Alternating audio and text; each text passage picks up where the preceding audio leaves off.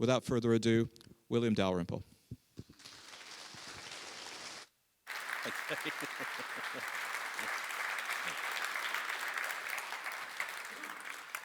Well, first of all, thanks for coming out and not hearing Jeremy Corbyn. Pity the man that's on against Jeremy. But anyway, I'm going to talk for the next hour about a very different period of history to the one I've been writing about for the last, 25 years, really. I've spent 25 years writing about the East India Company Quartet, about the looting of South Asia by this part of the world. What I've written most recently, The Golden Road, is the story of a period of history when South Asia was in a much more powerful position and able to dictate the terms of East-West contact. And in fact, it's a period, if the East India Company is a period when the wealth of Asia was draining into Western, particularly British pockets, to a remarkable extent, the period I'm writing about now is the period when Western wealth, particularly the wealth of Rome, was pouring into Indian pockets, the reverse of what I was writing about before. Because South Asia was one of those parts of the world which very early on in its history came up with the really basic and profound answers. Sorry, pass again. The profound answers to the basic questions, what I'm trying to say, that humanity asked of itself. Why are we here? How do you lead a moral life? What is this earth that we inhabit? How do you measure it? What's the distance between this earth and the moon, the stars and heavens? In this country, we are all brought up very familiar with the answers to those questions provided by ancient Greece. For example, I imagine everyone in this room knew by the age of 7 or 8 about Archimedes getting out of his bath and shouting Eureka. Or by the age of 10, probably some school teacher had introduced you to Pythagoras' theorem. All of which are important moments in the history of science, but these are very specifically Western moments, and no one in this country learns now or has ever learnt about equivalent figures from South Asia who are every bit as important to us and the development of our understanding of science in this country as the great mathematical thinkers of ancient South Asia. Out of interest, how many in this room have heard the name Aryabhatta? Brahmagupta? There, one white person in this room. I mean, it's amazing. But yet these people are absolutely fundamental thinkers. Aryabhatta came up with the exact circumference of this earth and the distance of the earth to the sun in about 350 AD. He came up with a whole range of extraordinary developments during the early Gupta period. And the ideas were then passed on to his pupil Brahmagupta, sitting on the mountains of Mount Abu, meditating on the Hindu-Buddhist concept of sunya, the void, came up with definitions of zero, giving zero its power as a number and defining zero. So zero is the number that you get when you take a number from itself. He came up with 30 or 40 rules like that. And once you've got zero, you can do place value, tens, hundreds, thousands, hundreds of thousands. You can do algebra, you can do algorithms, you can do a whole variety of fancy mathematical tricks. And Brahmagupta and Aryabhatta, between them, are the sources of the greatest gift of India to the world, which is the number system we all use today. With the 9 Indian number symbols plus 0, you can express any number up to infinity with those just 9 symbols and 0. Something blindingly obvious to us today, and yet one of the greatest conceptual leaps mankind ever made. That number system in this country we call the Arabic number system because we got it from the Arabs. But the Arabs got it from the Indians, which is part of the story I'm going to tell in the next hour. And it's something which almost no one in this country knows about. Neither those names, Aryabhata or Brahmagupta, or the fact that the number system they came up with is the one we all use every day, sitting on our phones, sitting on our laptops. The nearest thing humanity has to a universal language.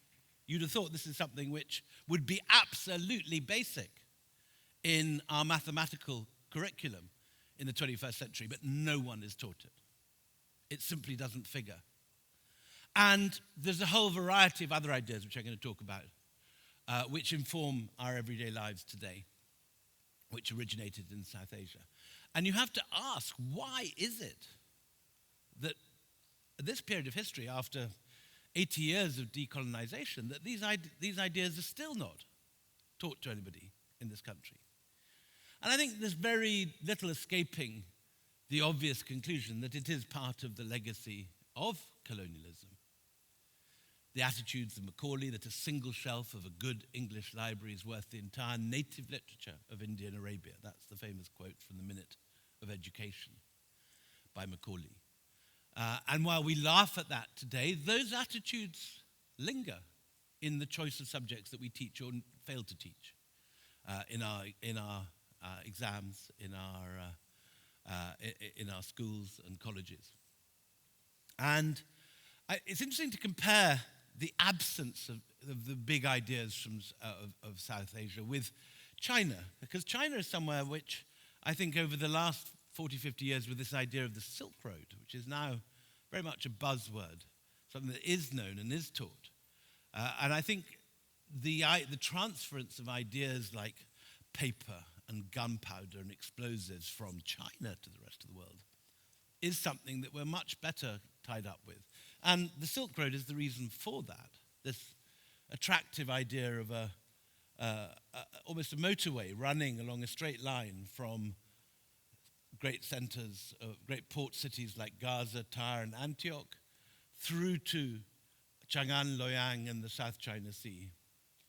The only trouble is that the Chinese Silk Road idea is one which excludes India. As you can see on this map, taken at random from one of the 40 books published on the Silk Road in the last 30 years. In the last decade. India is absent in this map. There's lovely romantic names like Samarkand, Tashkent, Dunhuang, but they're all tens of thousands of miles north of India. India is just the Himalayas and a blank space that even the dotted maritime line doesn't even stop on, it just goes past, because on this map there is nothing in India. Now, it's my contention in this book that that idea is a gross misrepresentation of the reality of trade and the passage of ideas in classical times.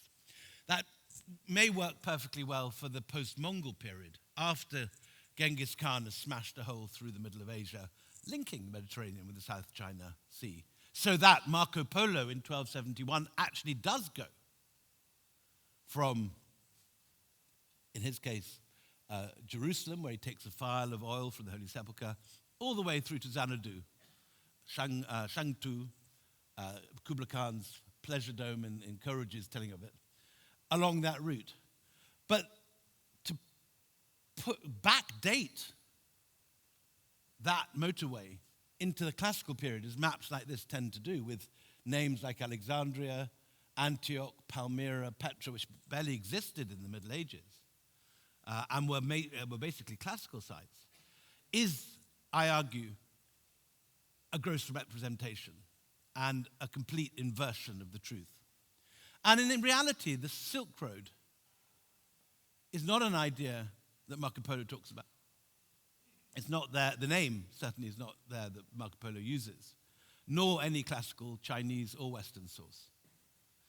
It was, in fact, invented by a German geographer called Baron von Richthofen in 1877. Seidenstraßen was his idea originally of a proposed railway route from Berlin to Beijing. And it's a misleading idea because in the classical period, there is no evidence at all that any Roman embassy or trade mission ever left Rome and went to China, or the reverse, that a Chinese trader or diplomatic mission left Luoyang or Chang'an and made it to Rome. Not one. We do not know of a single case. While we know that there were not just contact between India and Rome, but there were entire trading fleets annually leaving the Red Sea coast the Red Sea coast of Rome and Egypt, and sailing to the mouth of the Indus, to Gujarat, and to Kerala. Pliny talks about India being the drain of all the precious metals of the world. As I said, the reverse of what happened with the East India Company when the precious metals of India drain into British pockets.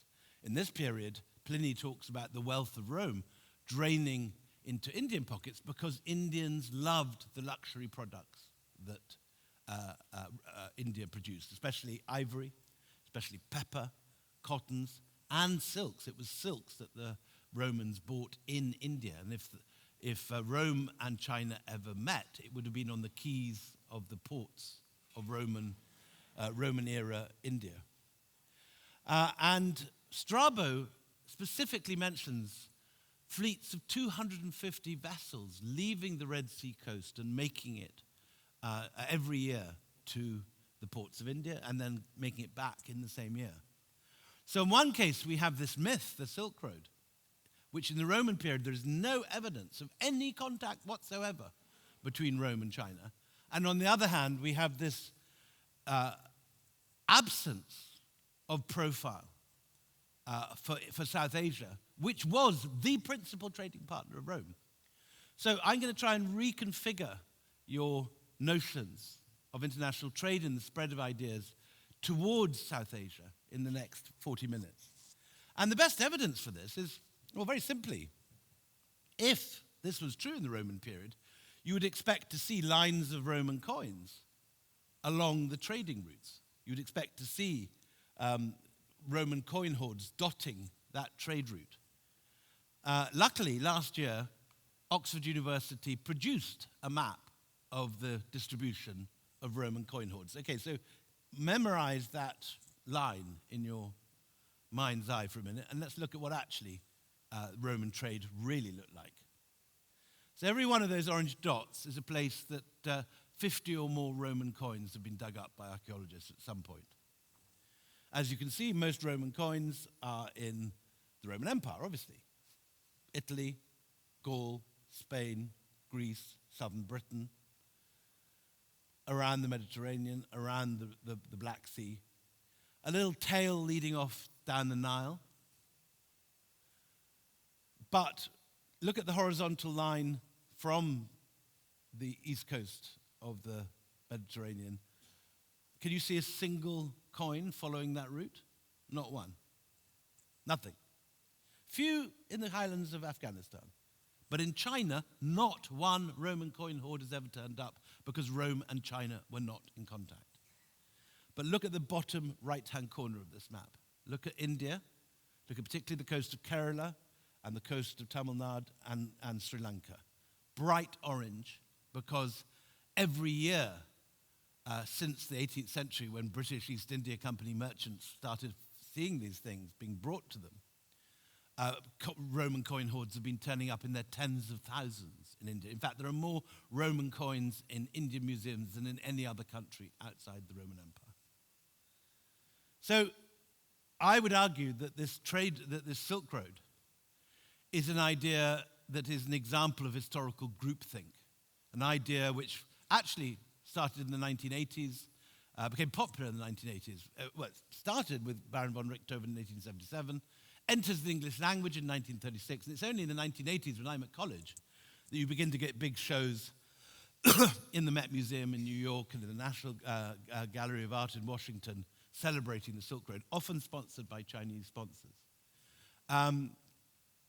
And it's so far from the classical reality that it is an interesting matter just to dwell for a minute on why and how the Chinese have managed to give this impression of massive international trade from a very early age, and why none of us think about India in this context. There are three principal sets of ideas which I think India exported from its shores out into the world at this period. One is Buddhism and the whole set of Buddhist ideas and Buddhist learning. The second is the whole package of Hinduism, Hindu kingship, Sanskrit literature. That is a second package, which comes into play a little bit later, the 5th and 6th century, for reasons that we'll see in a minute. And then finally, this extraordinary diffusion of Indian mathematical, astronomical, and astrological ideas, which spread around the world, and particularly spread westwards from India to the Arab world in the 9th century, and in the 12th century, these ideas finally reach Western Europe. I'll go there at the end, but let's start with Buddhism. So Buddhism is based on the ideas of the Buddha, obviously, ideas about how to avoid suffering, how to escape pain in your life. And the Buddha was a historical character. He exists, we know, in the mid-5th century BCE, and he lives in what today is northern India and Nepal. He's born just over the Nepalese border in Lumbini. He has his enlightenment in Bihar, at Bodh Gaya, and he preaches his first sermon just outside Varanasi in the deer park at Sarnath. But those are all within quite a small area of what's now Uttar Pradesh, Bihar, and in the northern Gangetic Plain. And one of the strange things about Buddhism is that unlike Islam and unlike Christianity, which spreads very quickly, Buddhism doesn't go anywhere for the first 200-300 years. It stays rooted in those areas where the Buddha had preached. And it's only in about 250 BC when the Emperor Ashoka comes to the throne. Ashoka, famous in India for his land capitals, which is now the symbol of the Republic of India. It's on every Indian passport and every Indian banknote. But was the great king who conquered great chunks of territory a generation or two after the death of Alexander.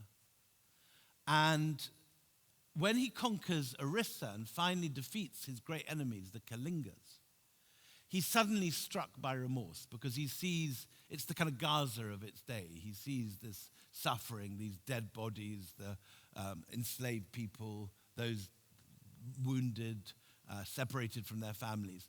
And he has a moment of sort of epiphany and realizes that you've got to embrace nonviolence, that Buddhism is the way. And he converts to Buddhism and he recommends it to his own people, but also to his neighbors. So he sends out what he calls dharma ministers, or missionaries in our language, to the generals who'd succeeded Alexander. Antiochus, Ptolemy, not on this map, but in Afghanistan, Seleucus. And according to an inscription in Afghanistan, the dharma ministers get as far as Cyrene, which is modern Libya. So a huge spread, but the most dramatic effects is on India itself. And within about 100 years of Ashoka, we get these extraordinary rock-cut monasteries all over the Ghats in western India. It's spread down from the Ganges plain now to the area around Bombay. And again, within the same generation, you get these wonderful early wall paintings in Ajanta. These are a little bit later, but there are ones from this period which survive too. This is the Bodhisattva Padmapani. And again, in this first generation, Ashoka sends his own son, Mahinda, to convert the king of Anuradhapura, and Sri Lanka converts, and it becomes a major center of Buddhism. It becomes part of the Buddhist mission. Mahinda's own stupa, with his own remains, was found with a Brahmi inscription with his name only 10 years ago on the hilltop of Rajagala in central Sri Lanka. And out of Sri Lanka and out of India, there comes this miracle, one of the great soft power moments of history.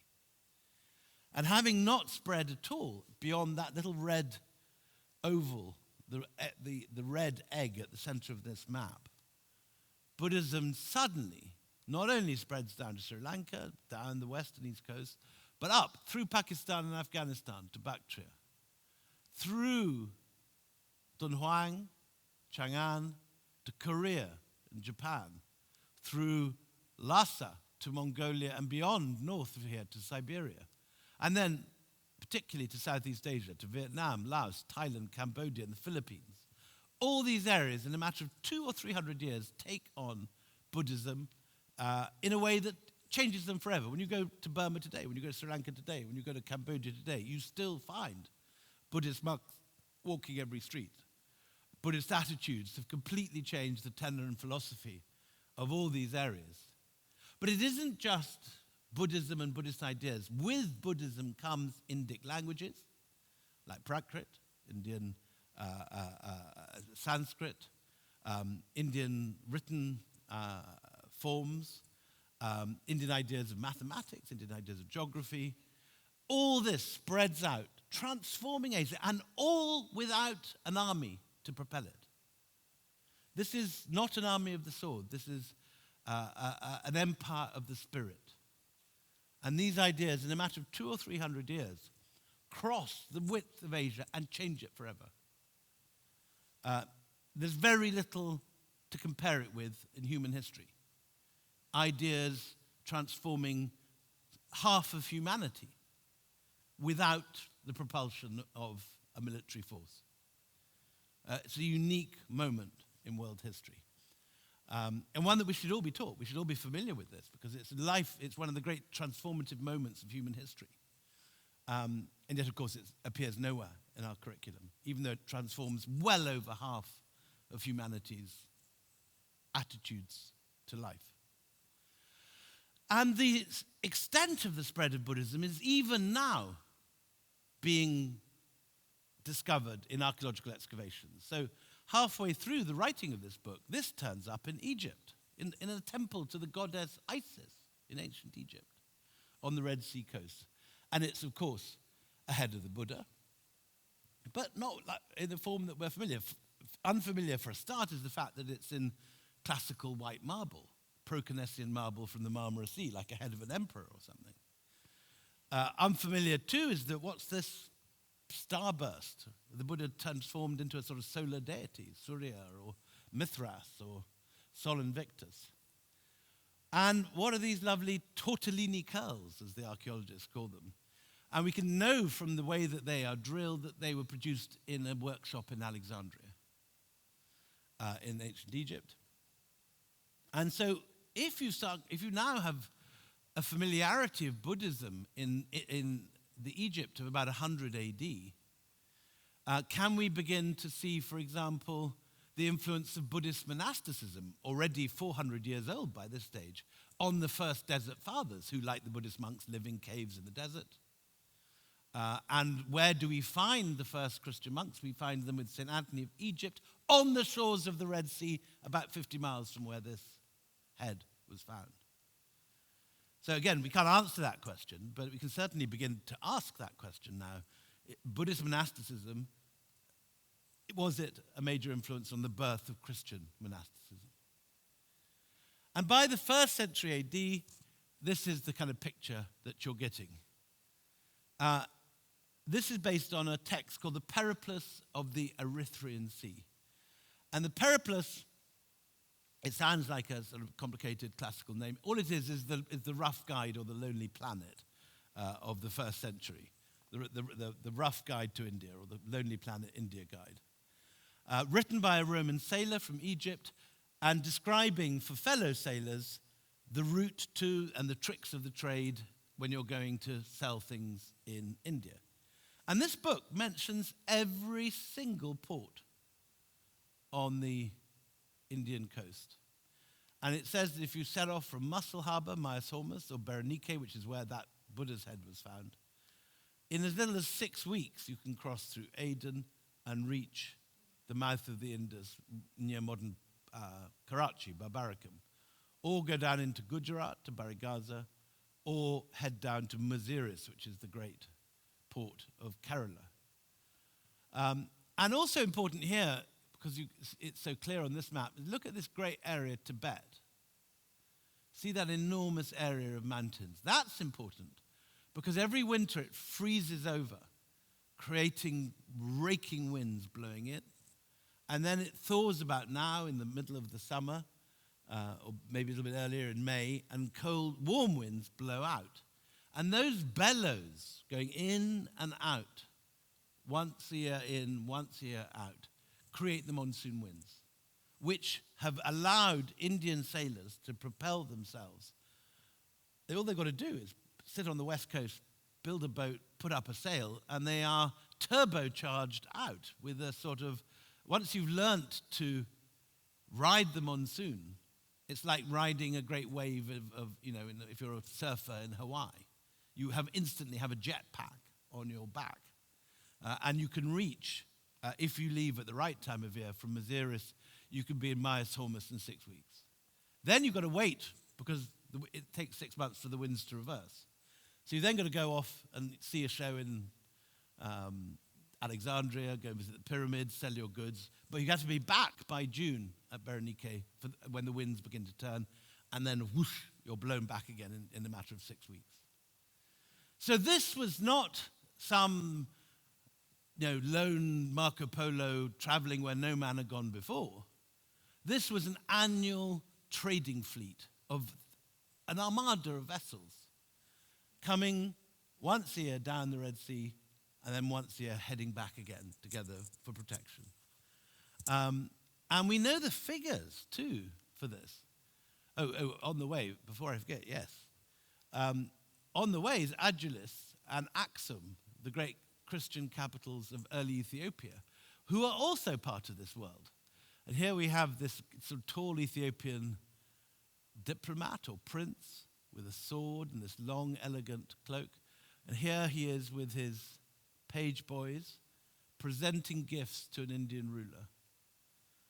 And so they are an important part of the route. You stop off on the way and gather ivory in Adulis or Aksum, and then head on to India, or on the way back, you stop.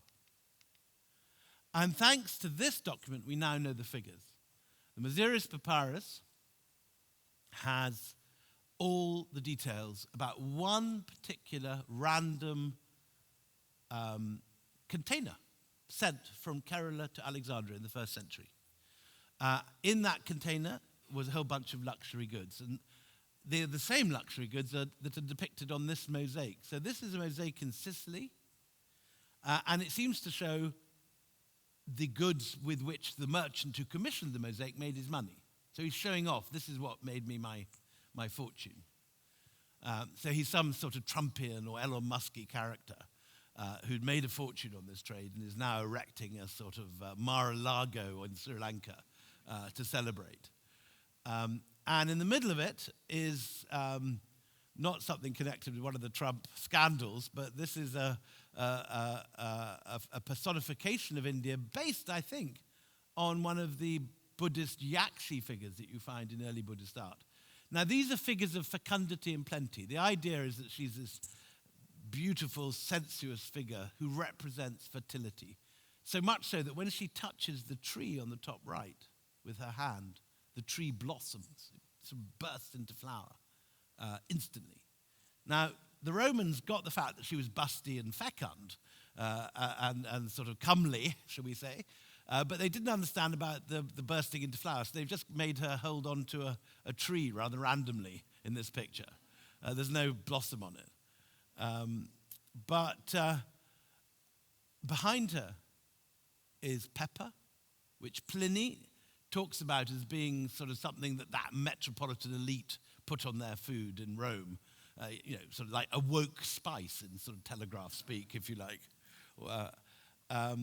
And you have ivory, which is the other big Indian export, and you have silk.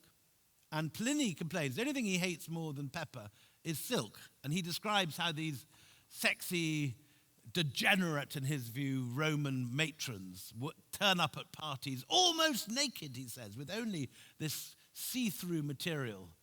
And here, indeed, this girl is almost see-through. You can see her leg through the wraps of her silk. So this is how Roman women wore it. They wore it as this sort of come-on. This was sort of Victoria's Secret of its day. And So she's representing the sort of luxury goods that India exported, not least tigers and elephants for the circus. Think of Gladiator 2 with that rhinoceros turning up. What we know from the Maziris Papyrus is how much all this cost. And the Indians were ripping our Roman ancestors off, rotten. This is like India was the source of all these luxury goods. Imagine getting you get stuck in one of those duty-frees in Heathrow when BA cancels your flight, and you end up buying the Hermes scent and the really expensive Japanese whiskey, and then have buyer's remorse the next day because you spent all your money. Well, this is what the Romans regarded Indian products as. They were unnecessary luxuries. And we have evidence from written sources of, for example, Lolina Polina, who was a mistress of Nero, who used to turn up at Roman parties wearing silk, but everything completely visible. And she had diamonds on her hair, garnets in her tummy button, and Indian pearls on her shoes. And, in a nicely Punjabi touch, she brought the receipts to parties to show her friends how much they cost. So it was a big deal. It was like turning up, in your Ralph Lauren trousers or your whatever it is, Salvatore Ferragamo. This was the fancy label of its day. You bought beautiful Indian diamonds, pepper, ivory. And what this Maziris Papyrus is also interesting is that it shows that the total container, which had about 250 tons of ivory and about, I can't remember, 100 huge pots of black pepper in it, had this entire container been sold at the price mentioned in this papyrus, the owner would literally have been the Elon Musk or the, who's the guy that runs Oracle, the number 2 richest man in the world, or Microsoft, Bill Gates, that sort of thing. Because the prices were so high that one container would have made your fortune. You could have bought any estate in Roman Egypt or indeed Roman Tuscany with enough spare change to enter the Senate. Plus, even more topically, the third column in the Maziris Papyrus is the tariffs, because the Romans charged a 30% tariff for entry into this. And we shouldn't tell Trump this, but economic historians now think it's one of the major sources of income of the Roman Empire from the first century onwards. Because so much of this material was coming into the Roman Empire, and the 30% tariff on these super expensive goods raised so much money that they're now thinking that maybe a fifth or even a quarter of the entire Roman imperial budget came from the customs tax on the Red Sea coast. So when you see Hadrian's Wall or the Appian Way or one of the nice Roman roads going up to York or something, maybe a fifth of that was paid for by these luxury products coming in from the Red Sea. And once you start looking for them, you see Indian products all over museums in Western Europe coming in. This is a yak sheaf from Pompeii, originally part of a piece of furniture. But you also see the reverse. I'm going to be talking mainly about the influence of India on the West, but we should say that it goes both ways, these things. Of course, any trading relationship sends goods in both directions. So these are Roman goods found where? Under the American Air Force Base in Bagram in Afghanistan. And these are the fancy luxury goods that were being traded in reverse. As well as the gold, they were selling Alexandrian glass beakers with a picture of Russell Crowe on the left and the Pharos Lighthouse, and then some nice sort of Chianti being made on the right. And this is why you begin to get influence of Christian papyri on Buddhist art, because it's coming the same route. Even more remarkably, it's because of the Roman art coming in on this route that Buddhist art is transformed. Early Buddhist art is aniconic. The Buddha is never shown as a person, he's shown as a symbol. So it's the wheel of law, here on the right, or a flaming pillar in the middle, or the stupa here. This was a symbol of the Buddha. But by the first century, in response to Roman religious art coming in by this route, suddenly you get the Buddha in human form, in the form of Apollo. This is the Bhimaran reliquary found in the Khyber Pass, now on show in the very good Ancient India show at the British Museum. And this happens exactly when this trade is kicking off. And it results in these very Roman faces becoming the faces of the Buddhas in Gandharan art. And if you actually compare an image of Augustus from the Forum, look at the drapery here and compare it to a Gandharan Bodhisattva. Very similar. Absolutely identical drapery. And what's happening is that these guys sitting up in the Khyber Pass or in Afghanistan are copying Roman statuary in the 1st century directly from this imports being brought in. And so it is that we get a sort of part Indian, part Roman idea of the Buddha heading up northwards into Afghanistan, through Bamiyan, and on into China. And by the end of the 2nd century, the Buddha arrives in China with slightly Chinese features.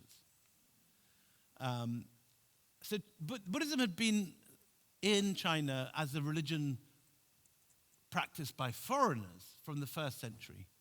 But by the 2nd and the 3rd century, you get clear conversions, particularly in the west of the country, and you get Chinese sculptors trying to copy Indian sculptors. Now look at the subtlety of this. This is a Gupta-era image of a bodhisattva. You've got little tummy buttons visible through the lightly falling folds of this very fine textile. You can see the pajama line. So by the time it gets, the Chinese have copied it. It's become someone's sort of, like a wet sari scene in a Bollywood movie. They're sort of clinging to the body. But you can see how they're trying to ape the same effect in the Chinese sculptures. And in early Chinese Buddhist art, you get these very Indian-looking apsaras and gandharas, these heavenly creatures in Indian form. And also you get the impression that the monks are smoking quite a lot of something quite strong, judging by these sort of Buddhas rising up with flames coming out of their feet and psychedelic blue elephants. I love them. Looks like something out of San Francisco in 1970 or something. But anyway, this apart, by the 5th century, Buddhism has become a major feature, not just in the religious life of Western India, Western China, but Eastern China, the court. And it's beginning to compete with Confucianism and Taoism, and the Confucians and the Taoists are denouncing the Buddhists as these foreigners bringing these strange ideas. But they continue to spread. It becomes very popular in China. And the man who does more to bring it to the center of court life than anyone else is this guy Xuanzang on the right. And you can always see him in Chinese scroll painting, because he's got this lovely backpack which is full of scrolls and manuscripts. And he's this bookish traveler. He would have been a keen attender of the Bradford Literary Festival. And he'd have bought a lot of books, signed books in the bookshop afterwards to put in his backpack. And his story is he comes from from Eastern China, and he travels the length of China in order to go and visit India. And eventually he makes it all the way to Nalanda, which is the great Buddhist monastery. And Nalanda is a wonder. It's this extraordinary site, wonderful, wonderful site, that is the world's first university. And look at the plan. Courtyard, cloister walk, scholars' rooms on 2 stories. Now, where do you see that? Oxford and Cambridge. This is the prototype of the college plan that we have today. And there are 8 of these. You have the equivalent of Oxford High Street running behind this. And you have 8 successive colleges with courtyard plans, like you do in Oxford High Street, or Trumpington Street in Cambridge. And how does it get to Western Europe? It passes through the form of the Islamic madrasa. So in Afghanistan, the first madrasas in Lashkar, of all places, are built in the 8th century, and by the 9th century they're passing through Persia, reaching Al-Azhar in Egypt, and then reaching Western Europe through Islamic Spain. And this is the route. We'll see many other ideas passing later. And Islamic Spain is the entry point into Western Europe. So you get the first universities in Western Europe in Salerno, Bologna, Paris, and then later Oxford and Cambridge. It's on the edge of Islamic Spain that these ideas bubble through. But at the time, what Xuanzang is most excited about is the library, 9 stories high, the Asian equivalent of the Alexandrian Library. 9 stories high and contained 3 divisions, the Ratnadadi, the Sea of Jewels, the Ratnasagra, the Ocean of Jewels, and the Ratnaranjaka, the Jewel Adorned. The priests number several thousands. From morning until night, the monks engage in discussions. Old and young mutually help each other. Lectures are given in 100 different halls each day, and the students study diligently without wasting a moment. And they come from all over. This plaque from Nalanda, now in New Delhi, was created to commemorate the endowment given by the king of Srivijaya, modern Indonesia, to Nalanda. He gives 100 villages to keep the monks in food and vegetables, but specifically in order to create a college for Southeast Asian monks. So just like I don't know whether in Bradford, whether you have some fancy business center dedicated by some Silicon Valley Bradfordian or something, but just think of the Wafiq Said Business Center in Oxford. It's an endowment given by a rich alumnus in order to found a new college.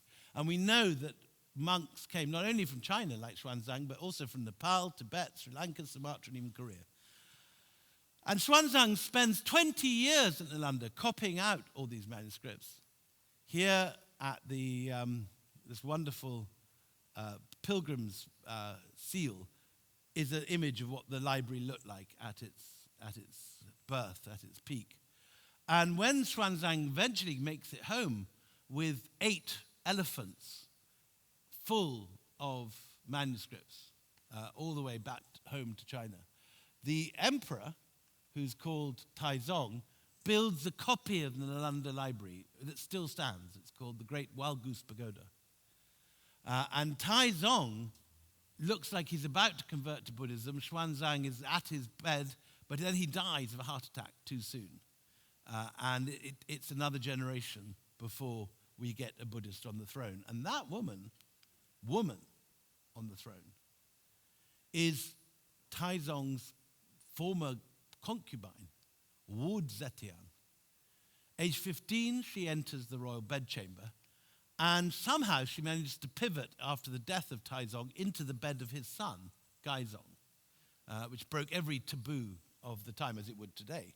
Now, you can't really see how she managed it, judging by this woodcut, but it becomes a bit more apparent in the Chinese soap opera, where her charms are more readily on display, shall we say. So this is what we've got to imagine happening.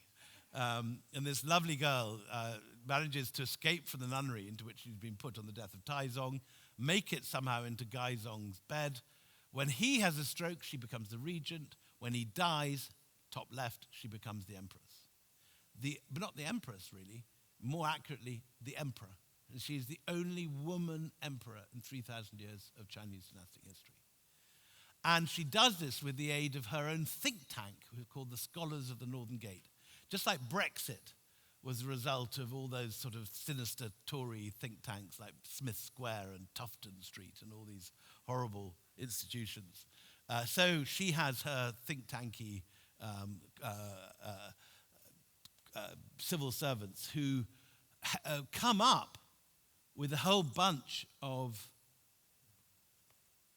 prophecies saying that she is the reincarnation of the Bodhisattva matron, a whole lot of other stuff which they make up. And that is her, and she converts to Buddhism.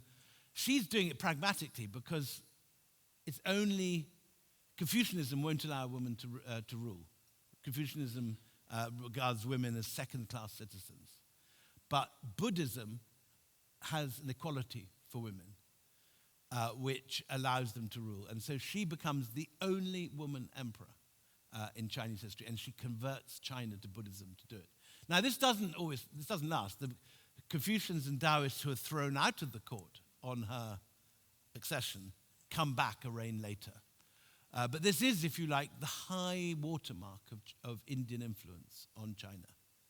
And we're apt to think, I think, because of all this deluge of books on the Silk Road and all the Netflix series and the Belt and Road and all the other stuff that's built up on top of it, that China is this supreme cultural organ emanating ideas and money and merchandise which spread westwards. In reality, China is the intellectual vassal of India at this period, and it's Indian ideas which are transforming China, and Indian art, and Indian maths, and Indian astronomy. This takes place in the sort of 660s, mid 7th century. And at the same time as this is going on, this is the golden age of Indian ideas. Because at the same stage that this is going on, other very different Indian ideas are taking over Southeast Asia.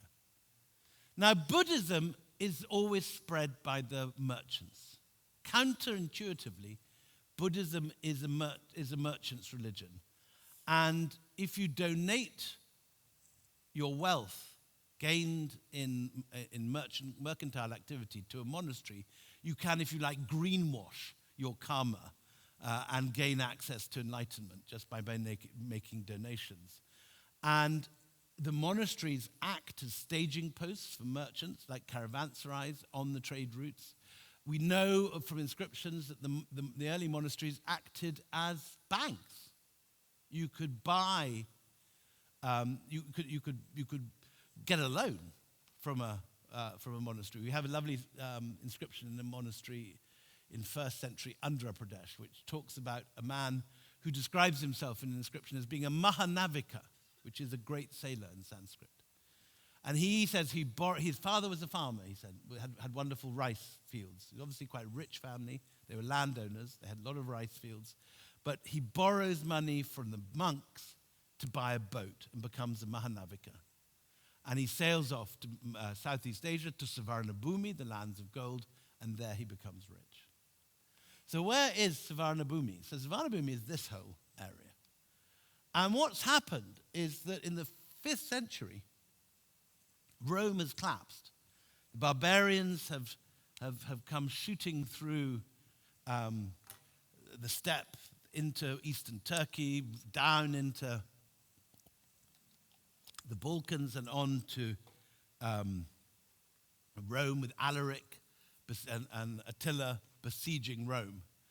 And as far as India is concerned, this is a catastrophe because the Red Sea ports, Berenike and Mysomus, die out, are abandoned. And suddenly these great fleets of gold-bearing ships, which have been turning up on the coast every February, with stuff to the gunnels with Roman gold, now cease to come. So what does India do in this economic crisis? It pivots eastwards.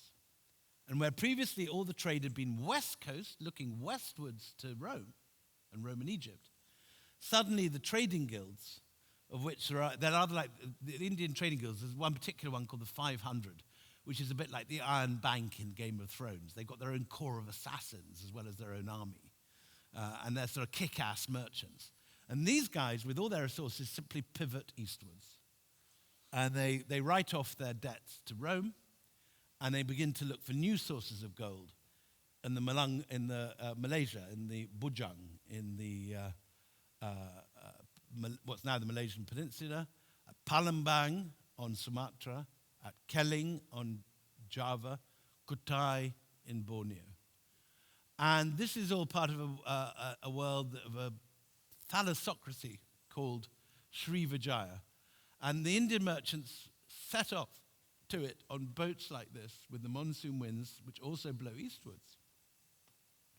And look at these wonderful sails to catch the monsoon winds. These are boats designed to just be like hovercraft, pushed by wind across the ocean. And in the 5th century, exactly at this point, when Rome has fallen, that trade has stopped, but now Indians are going in from eastwards, from south to Southeast Asia, from the east coast of India. And this is the period you suddenly get Buddhist wheels of law turning up in Thailand, lingams and yonis and images of Lord Shiva turning up in Malaysia, and most powerfully of all, a whole world of Indic merchants camping out for the dry season in the Mekong Delta. And these are wonderful Khmer canals. They're absolutely spectacular, crossing the the Malay, not the Malay, the Mekong Delta in the rainy season. And if you go down one of these canals, you end up at the mountain of Angkor Wat, and there on Angkor Wat is the first surviving Hindu temple in Southeast Asia. And it's called Ashram Maharose, and inside that you find these incredible early Khmer images of Lord Vishnu. What's interesting is that they are slightly different already from their Indian prototypes. The Southeast Asians don't just copy what the Indians are doing, they develop it. So the Hinduism of the Khmer Empire in Cambodia is always a bit different. For example, here is the face of Jayavarman II. He's the founder of the Angkor dynasty, but look up here. Look, a discus and a conch. So he's showing himself as Lord Vishnu with 4 arms. That's his face, but he's showing himself as the god. You never get that in India. You get kings with gods. So you get Raja Chola with Lord Shiva, but you don't get kings as gods. You don't get the Tamil kings or the Gupta kings showing themselves as an incarnation of the god. And this is the sort of thing that's going on. You've got some local ruler sitting under a canopy, and you've got all these guys that look as if they've escaped from the Kumbh Mela with their top knots and their Brahmin's cords, clustering around him, and they're pouring with their water bottles and pots water over him in what's called the Abhisheka ceremony, which is like a coronation. And this guy suddenly moves from being Kudunga, whatever his name was in the inscription, to being Suryavarman. He becomes a Hindu king. Suryavarman means protected by Surya, the sun god, or Mahendravarman. Suddenly you've got Sanskrit, the Brahmins, Hindu rituals, even the script comes. So this is the Pallava Grantha, or Southern Brahmi script, which is the script developed in South India for drawing and writing on palm leaves. And in North Indian scripts, you know the Devanagari and the Sanskrit has that straight line and the letters come down off it. But you can't do that in South India because the palm leaf is fragile, and if you do a straight line, you rip the palm. So instead, they develop these rounded letter forms that go round and round, and you can draw on the palm. And that's the basis of Tamil, it's the basis of Malayalam script, but it's also the basis of every single script in Southeast Asia. Mon, Khmer, Thai, Pew from Burma, all of these are based on the Tamil Pallava script with these rounded letter forms. And these spread all over Southeast Asia. You even have the landscape transformed. So the great Shaivite site of Ayodhya, the great Vaishnav site of Ayodhya, where Lord Ram comes from Ayodhya, he's the Lord of Ayodhya. You suddenly have a new Ayodhya built outside Bangkok. A new Kurukshetra, the Battle of the Mahabharata, is built in Laos. Even the central river of Southeast Asia is renamed Ma Ganga, the Ganges, or as it's pronounced in Khmer, Mekong. So the whole landscape is transformed into a holy Indian landscape. And in this landscape come Indian temples. On the left is the Shore Temple in Mahabalipuram. On the right is an exact copy of it in Java, built 5 years after the original. So ideas are traveling on the trade routes, architectural ideas, plans. And then, by the 8th or 9th century, you get this extraordinary thing whereby the temples in Southeast Asia become larger than the originals in India, because the Southeast Asian kingdoms are larger than any in India. So you get Srivijaya, which controls the whole of the Indonesian islands, and you get the Khmer Empire, which, don't tell Mr. Modi, is the largest Hindu empire ever.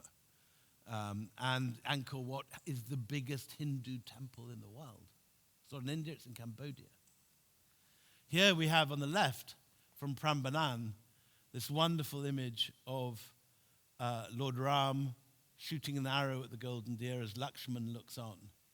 Now, you don't get a complete Ramayana sequence carved in stone. This is 240-part sequence. You don't get that in India until, I think, the 14th century with Hampi. And the Prambanam temples are larger than any in India at the time. Soon you get the largest ever Buddhist monument at Borobudur, this extraordinary mandala-shaped step pyramid with a stupa on top, an organ of enlightenment. You enter the bottom, it's just a simple Buddhist text like the life of the Buddha. By the second story, you're with ever more esoteric Mahayana texts until you reach the fifth story, and then you suddenly find yourself out in this paradise landscape with lattice stupas and images of the Buddha enlightened rising before you.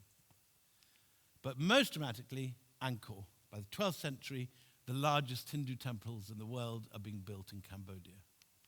And Angkor is the biggest of them all. It's an absolute whopper. It's the largest medieval ruin of any sort anywhere in the world. 12th century Angkor Wat has 1.2 million people at a time when London has about 20,000. It's an absolute whopper. The outer moat contains an area 4 times the size of the Vatican City. But it is no longer clearly, distinctly Indian. It's something different. When Tagore turns up, he says, "Everywhere I could see India, yet I could not recognize her."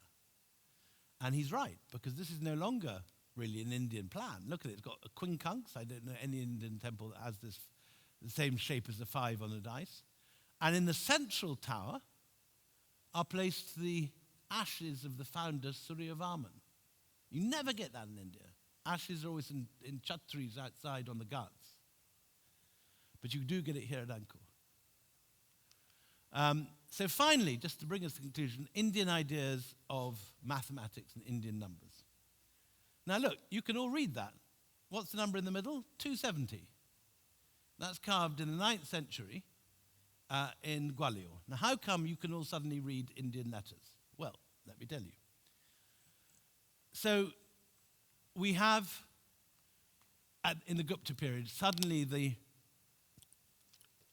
moment when the Gupta kings, as part of their quest to understand the heavens, and this is a great astronomical site at Udaygiri, built by Chandragupta, who's the guy that's just come rather ripped from his gym on the headless, but here he is, in front of Varaha, the incarnation of Lord Vishnu. He translates a lot of the Western Greek astronomical texts, and you also get texts coming, the Yavana Sutras, you also get texts coming in from Persia and Babylon. And this is the period when Aryabhatta suddenly begins producing the greatest leaps forward in maths. And these are expressed in the Indian numbers. And here, in the, I think, the 6th century, we get the world's first dated 0. It's just initially a dot. 2 centuries later, it's become the 0 we recognize and use ourselves. Now, how does that work, and how does it get to us? Well, here is something that should be taught in every school in this country and everywhere in the world, in fact, because this is a universal language now. It starts with Brahmi in the 1st century from the Ashoka era. You can see 6 and 7 are still very clear. Then you get the Gwalior inscription I just showed you in the 9th century. And then it goes in 3 different directions. The Indian numbers, the Devanagari numbers, you can see 2 and 3 are very clear there, carry on being used in India.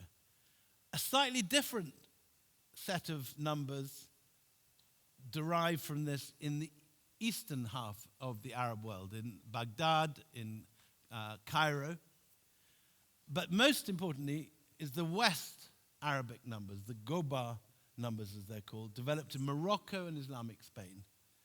And here, go down, are our numbers today. By the 16th century, they are clearly the numbers we all use on our phones today.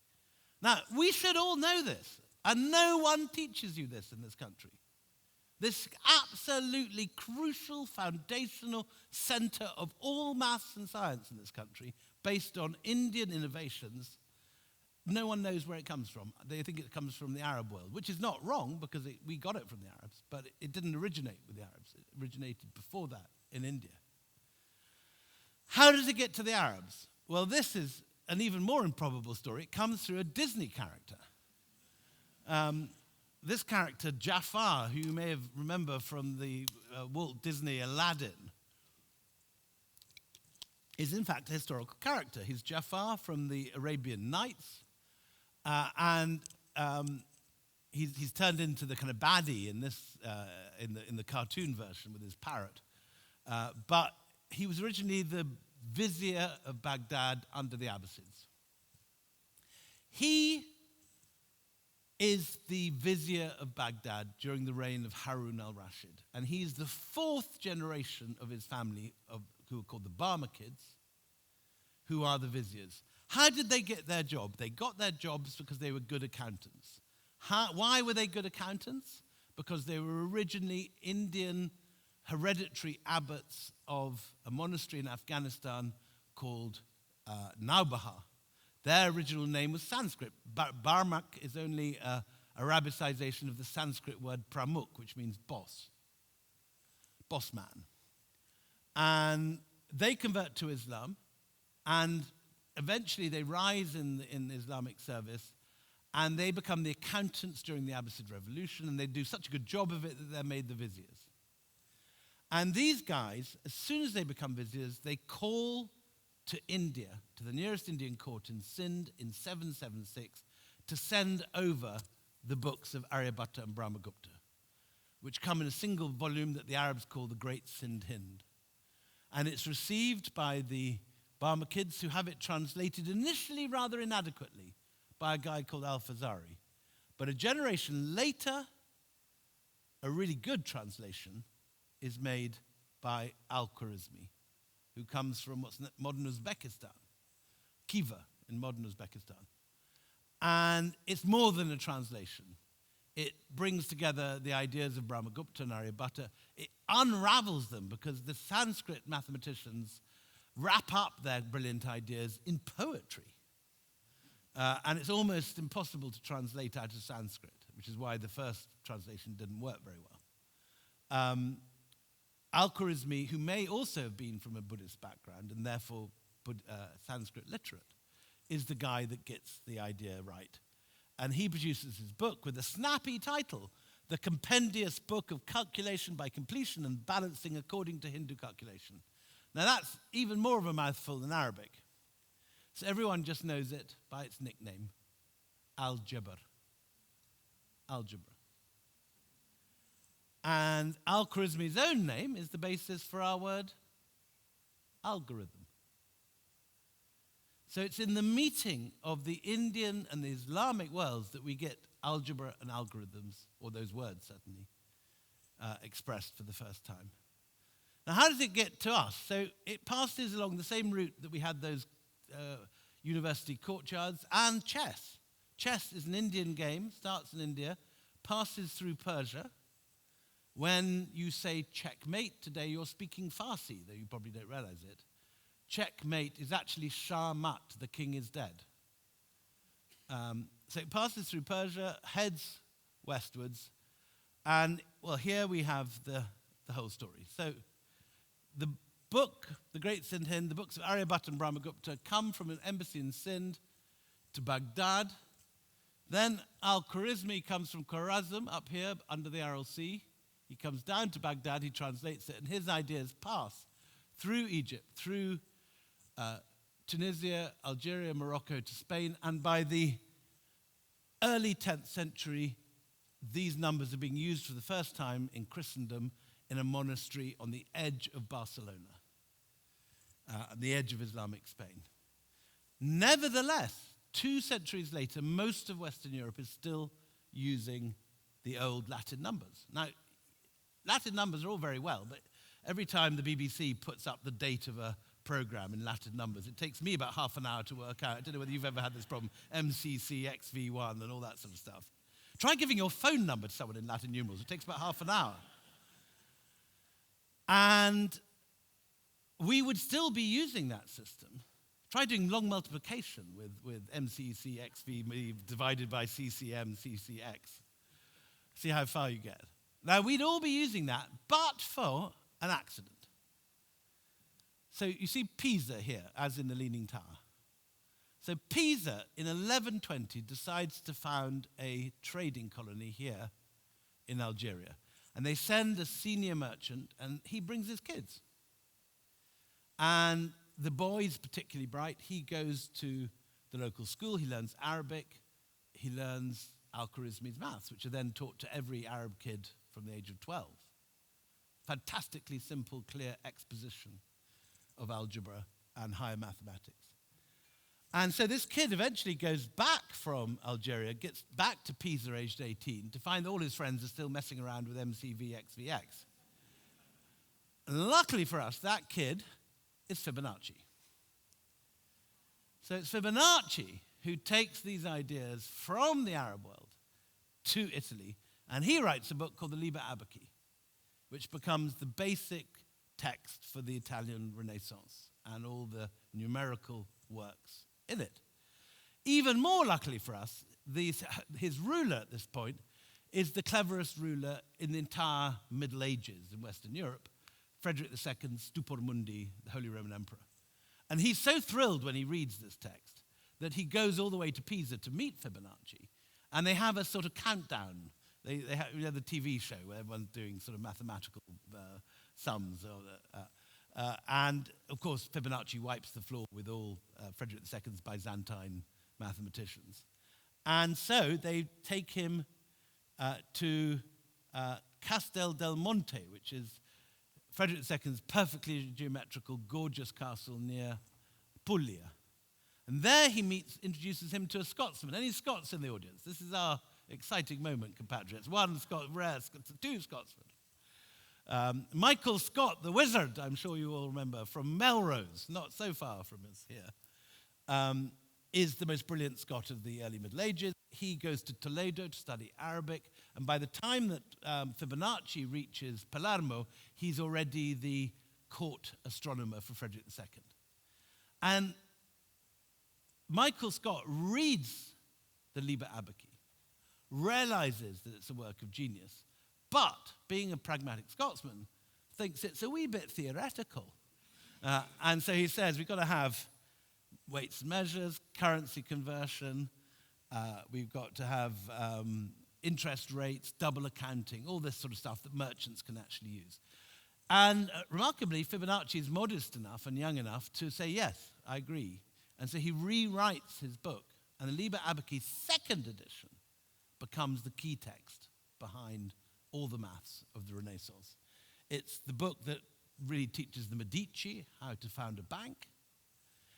And it's also Fibonacci's second edition, which is used by Piero della Francesca when he wants to work out perspective. And Piero, who we think of as the great painter, is also a mathematician. And he writes 3 mathematical treatises. And he doesn't take it. He dies. And his friend, Fra Luca Pacioli, takes these 3 texts to Milan, where he shares it with his flatmate, who is painting a mural of the Last Supper on the walls of a nunnery. And that, of course, is Leonardo da Vinci, but half of you got it. So you get from Gupta India to Leonardo's Milan in 5 leaps. It's Leonardo to Piero, Piero to Fibonacci, Fibonacci to Al-Khwarizmi, Al-Khwarizmi to Brahmagupta, Brahmagupta to Aryabhatta. Just 5 leaps. Unfortunately, there's one more leap, which leads to the founding of the East India Company. The idea is to get to England, and that's another story, though, for another day. Thank you very much.